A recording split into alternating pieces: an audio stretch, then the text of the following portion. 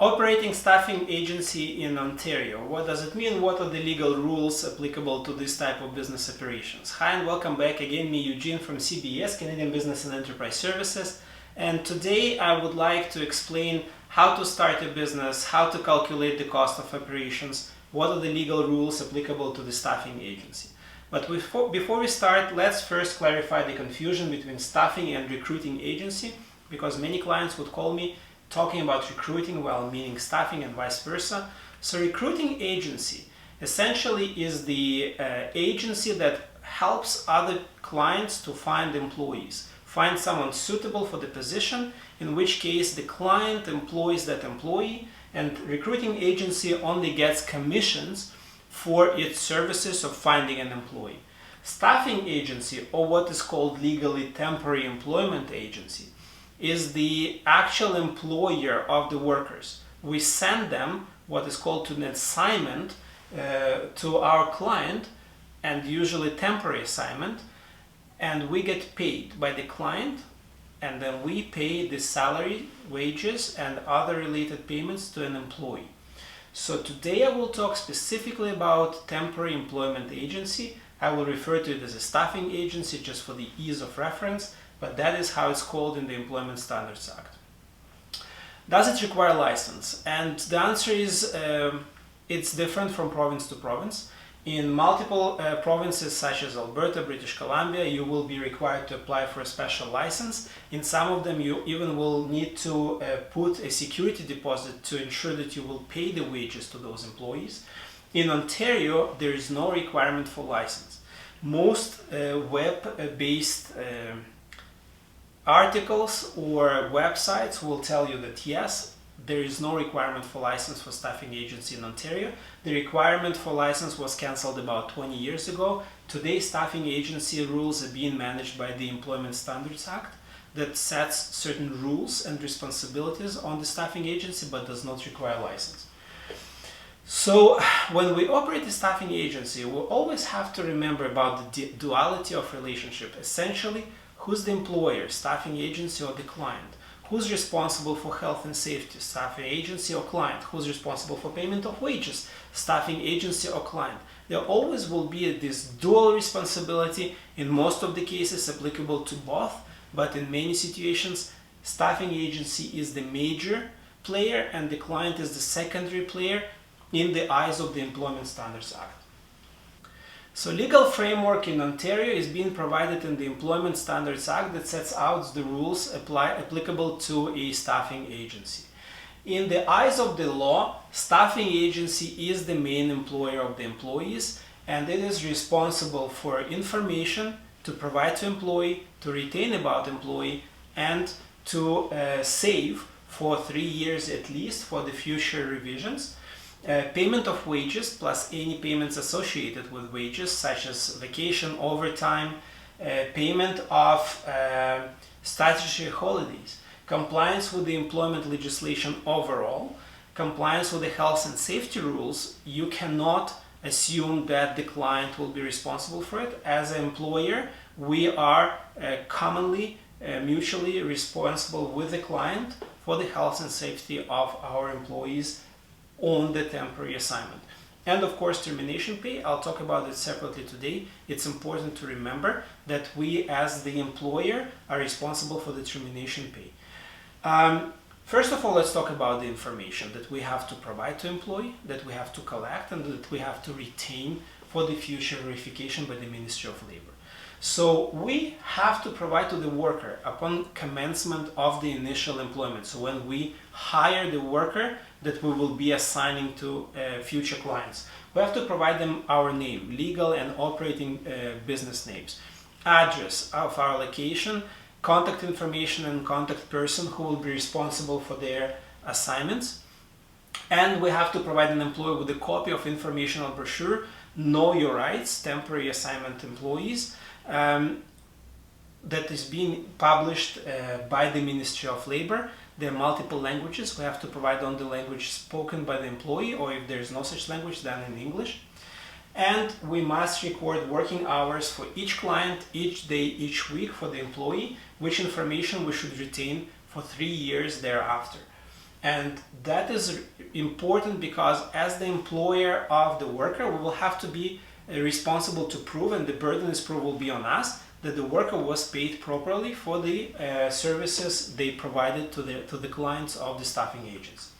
Now, additional information that we have to provide to a worker relates to the specific assignment to which the worker is being sent, and the information is similar but more extensive. So legal name of the employer of the client where the work will be performed, the location of the actual workplace, not the head office of the client, the contact information of the supervisor, hours of work plus compensation, so what essentially the worker will be paid for the services to be provided there, and a general description of the work to be provided, as well as the length of the assignment. So if we know that the assignment is for 2 months, we have to advise the worker in advance. If we don't know, well, we don't know, we don't have to advise. A client must also record information about the worker, the hours, daily, weekly hours, and must retain it for 3 years thereafter, because the clients are as responsible for certain areas of employment standards as the employment agency. Important point for the owners and managers of staffing agency is the continuity of employment. Essentially, by the law, employment starts from the very first day we hire the employee as a part of the workforce of the employment staffing agency, and it continues whether the employee being assigned or not. The length of time continues to calculate as long as the employee's relations with the employment agency exist. When the assignment is over, this does not automatically mean that the employment with the staffing agency is over. And that is important to remember, because the time between the assignments will be added into the calculation of the termination rights. And they will be similar to the regular Employment Standards Act, which are the termination notice, severance pay that we have to pay to the employee at the end of the employment by the temporary employment agency. And that is extremely important topic, because you have to calculate it into the cost of your assignment of the employee to your client. There are employment rules that apply specifically to the agency, as I said, and here are some of them. So the agency is directly responsible for such rules as equal pay for equal work, so you cannot pay differently to men and women, public holidays, vacation pay, termination of assignment pay. Now, when the assignment is being terminated, we have to provide proper notice to an employee of the termination of assignment, not the employment. And if we don't provide this notice, we will have to pay in lieu of that notice, which means that we have to incorporate in our agreements with the client that the client has to advise us in advance, so we have enough time to provide the notice to an employee. And if the client doesn't do that, the client has to pay the same payment in lieu of notice. And of course, termination of employment, as I already showed in the previous slide. There's also a separate important part that the Employment Standards Act and the Ministry of Labor allocate for the reprisals by a client or by an agency. There are multiple situations that the Act mentions that the reprisals are forbidden, either by the client or by the agency, and for the both, the agency will be responsible together with the client. So what does it mean, reprisal by the client? The client cannot penalize an employee for asking about their rights under the Employment Standards Act. They cannot penalize the employee for insisting on their rights under the Employment Standards Act or filing a complaint with the Ministry of Labor. And penalizing is being extremely widely defined by the Act, which means multiple of negative actions by the client, which is intimidating an employee, refusing for the assignment, terminating the assignment, any other actions that negatively affect an employee because he or she asked about their rights under the ESA, will result in the definition of penalizing and in the corresponding action by the Ministry of Labor against the staffing agency and the clients together. Then there's a dual responsibility for the wages. And what it means is that the agency and client are jointly responsible for the wages. And you, as the owners or managers of staffing agency, must understand that whether the client paid to you or not, you have to pay the wages to the worker. This is not an answer, I didn't get paid by the client, so you are not getting paid for your work. Same thing for the clients. If the agency didn't pay, the client will have to pay to an employee. So the act creates this joint responsibility of both parties for the payment to the employee to make sure that from either one of them the employee will get paid. There is a specific part that is allocated for prohibition on charging fees to the client and to the employee. So to the employee, we as an agency are not allowed to charge fees for the assignment, for hiring the employment for the agency, for helping the employee to get hired by the client, preparing the resume, getting prepared for the interview. We cannot charge employee fees if the client decides to hire the employee directly outside of the agency, and we actually in most of the cases are forced to agree to this hiring without us being compensated for it. And what we have to remember is that any contract signed by an employee that agrees otherwise is void. You can't enforce it, you can't go to the court with it. It has absolutely no meaning and no legal force. Same thing, there's a prohibition on charging a client fees. So we cannot charge a client fee for offering direct employment to a worker after 6 months of the initial assignment. So during first 6 months we can charge a fee, and after those 6 months pass, the law assumes that we get our compensation for the finding the worker, and then the client can offer direct employment by passing the agency without the need to pay anything to the agency. We cannot restrict the client from hiring this employee, so we cannot include in our agreement a provision that says that the client cannot hire a worker for direct employment.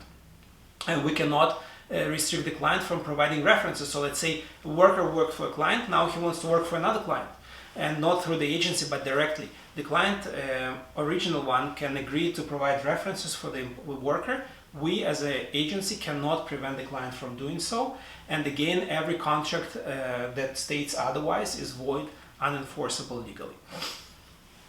So what is required in these circumstances to start an temporary employment or staffing agency?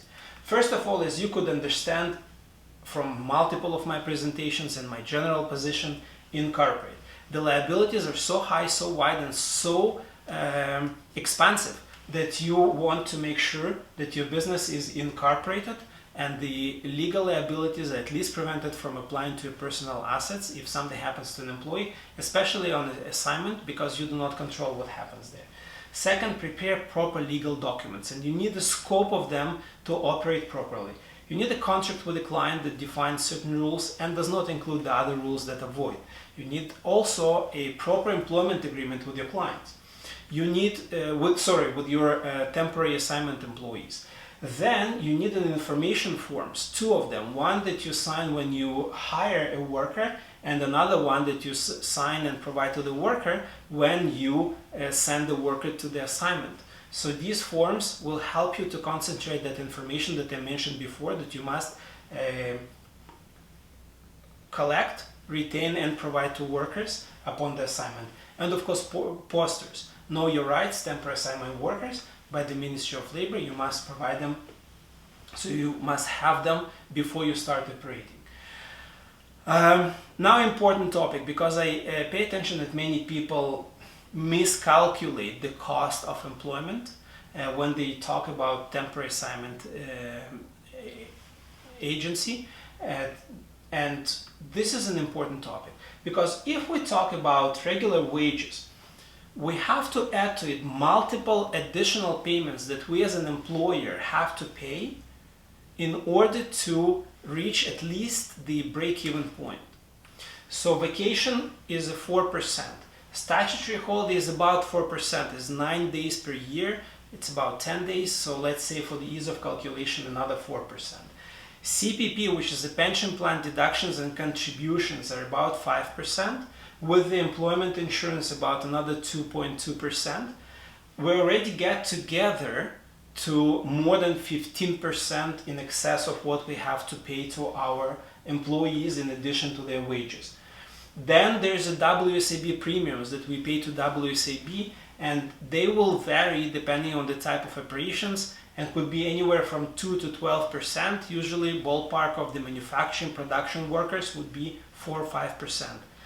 And then there's a termination pay. We have to provide at least one, usually 2 weeks of termination notice per year plus the severance pay. So I would suggest to add another 4% as a additional cost of employment of that worker. So together we already got to the 25%, and I would even add 30% to be on the safe side as the cost of operations before we talk about any profit to us as the staffing agency, before we talk about the office expenses, vehicle expenses, communication, etc., etc. So when we discuss the cost of assignment employees with the client, that should be the minimum of the pay that we should get per hour, per day, per week, whatever you agree with your client, as compared to the employment wages of the workers. Now, for those who intend to bring international workers, remember there's a separate law, Employment Protection for Foreign Nationals Act in Ontario, that sets separate rules and separate limitations, prohibitions on hiring and the conditions and payments to the foreign workers. Important portions are we cannot charge fees for anything, including for work permit for those workers. We cannot take workers' possessions such as their passport, their work permit. They must be retained by the workers. And there's an additional poster that we have to provide for the international workers to know their rights as an international workers in Canada. So then there's basic rules such as no reprisals, regular Employment Standards Act compliance that apply to us as the employers of international workers. So that covers the topic today. Thank you for being with me. Apologies if it was a little bit longer than expected, but the topic is a bit complicated. So as usual, don't forget to subscribe to our channel, help us grow, help us to get to many more clients and people who are interested in getting this information. Leave your comments in the comment section below, suggest any new topics to produce. I will do my best to do. And of course, as usual, I'll see you soon with new topics, hopefully interesting and essential for your business development and your growth.